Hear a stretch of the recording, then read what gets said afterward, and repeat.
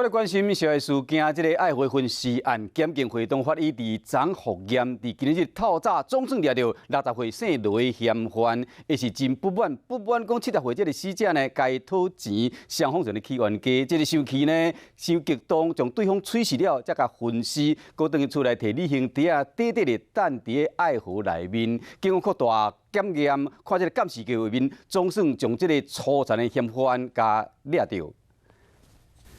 和警方二条呢，伊就是爱河分尸案60岁姓罗的主嫌，跟死者就是金钱上的债务纠纷。60岁嫌犯甲70岁死者有熟识，本来是欠死者差不多10万块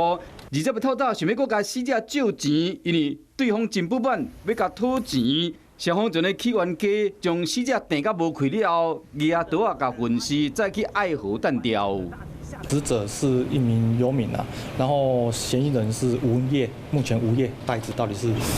临时起意去买的，还是之前就有，还是怎么样的话，这部分的话我们会再做进一步的了解跟理清。虽然嫌犯调工伫死者身躯顶绑哑铃 A 针，企图要毁尸灭迹，因为这个死者行李袋啊，同款嘛是浮起来，和清洁人员好掉。 这个粗残的凶杀案，才互人知影，这个嫌犯比几夜讲了，嘛是逃袂过法网，专案依照杀人罪嫌移送。